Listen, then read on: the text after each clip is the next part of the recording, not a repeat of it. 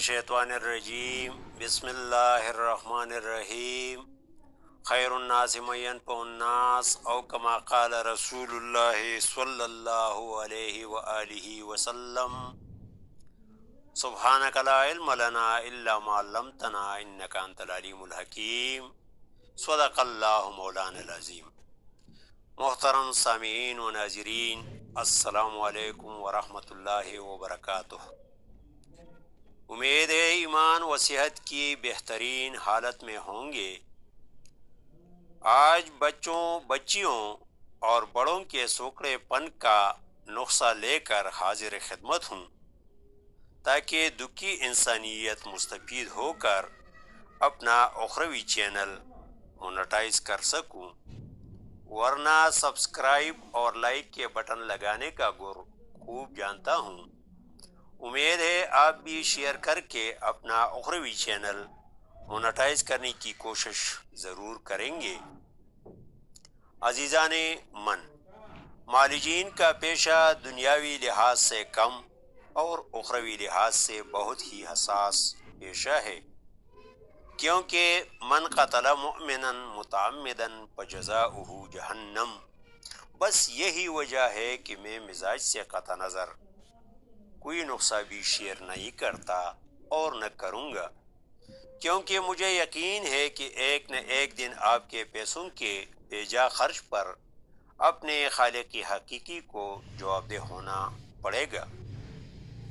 میں نقصہ پہلے اور تفصیل بعد میں اس لیے پیش کر رہا ہوں کہ ویڈیو کو اسکپ کرنے والے ویورز کو بھی فائدہ ہو اور شائقین طب کی تشنگی بھی دور ہو کر میری طرح سالہ سال تک تجربات و تحقیقات کی اذیت سے دوچار نہ ہوں۔ نسخہ: مغز کرنجوا 15 گرام، آملہ خشک 15 گرام، شب یمانی یعنی پٹکڑی بریاں 30 گرام، جس کو بریاں کرنے کا طریقہ اگلی ویڈیو میں بتاؤں گا۔ حلیلہ سیاہ بریاں 60 گرام، اس کا طریقہ بھی آگے ویڈیو میں بتاؤں گا۔ ہرڑ جلابہ 120 گرام۔ مزاج: اس نسخے کا مزاج عضلاتی اعصابی خوش سرد ہے، جو کیمیاوی تحریک اور مسحل اثرات کا حامل ہے۔ اس لیے ایسے افراد استعمال کر کے فائدہ پائیں جن کا مقام مرض سوزش ہو۔ سوزش کی پہچان یہ ہوگی کہ جوان افراد کے نبض کی فی منٹ رفتار 83 اور بوڑھے افراد کے 80 سے زیادہ ہوگی۔ یاد رہے کہ مقام مرض کی پہچان طب کی دنیا میں بندہ ناچیز کی 5 سالہ شب و روز تجربات و تحقیقات کا نتیجہ ہے۔ اللہ تعالیٰ دکھی انسانیت کی خاطر میری اس معمولی کاوش کو قبول فرمائیں۔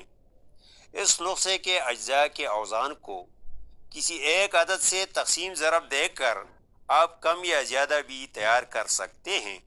ترکیب تیاری: سب سے پہلے کرنجوا سے مغز اور آملہ خشک سے پوست لے کر پیس کر باریک چاند سے چاند کر علیحدہ رکھیں۔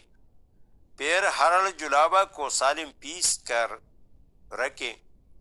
پھر پٹکڑی کو کسی کڑاہی میں ڈال کر ہلکی آنچ پر رکھیں اور مایہ ہونے تک آگ کو جلنے دیں۔ جب مکمل طور پر مایہ کی شکل اختیار کر جائے تو اتار کر ٹھنڈا ہونے پر پیس کر یہ بھی علیحدہ رکھیں۔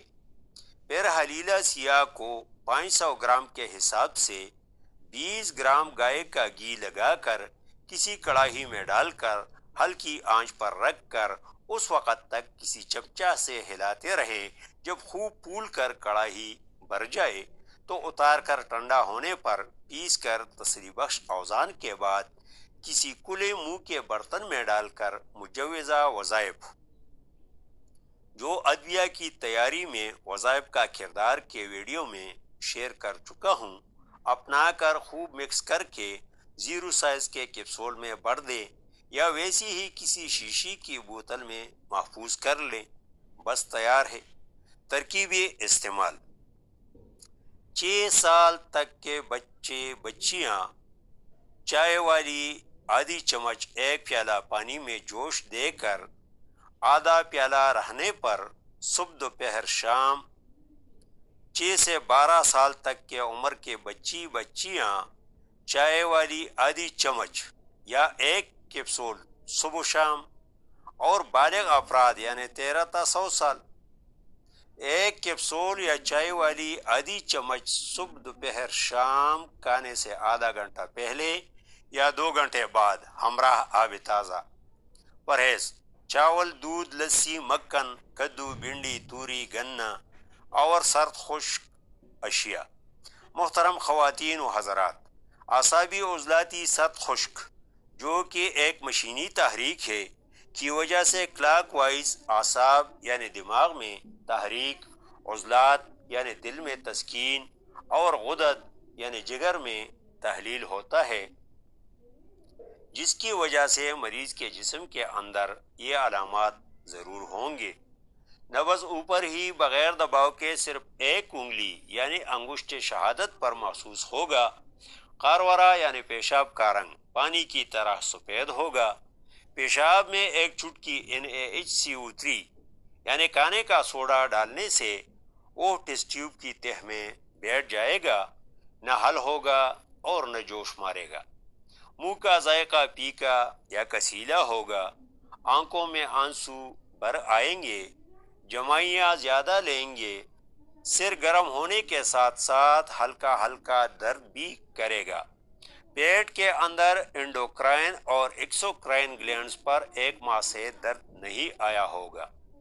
علاوہ ازیں ٹیسٹ رپورٹ میں نرو سیلز پر مائکرو لیٹر خون میں 11,000 سے زیادہ ہوں گے اور ٹیسٹ میں الکلائن ہی لکھا ہوگا۔ مسکولر سیلز، جس میں اسکیلیٹل، اسموتھ اور کارڈک سیلز ٹیشو شامل ہیں، سب سے کم ہوں گے۔ RBC یا ریڈ بلڈ سیلز ٹیشو مردوں کے پر مائکرو لیٹر خون میں 4.6 اور خواتین کے 4.2 سے قدرے کم ہوں گے، جس کی وجہ سے انڈوکرائن اور ایکسوکرائن گلینڈز لٹک کر قدرے کمزور ہو گئے ہوں گے۔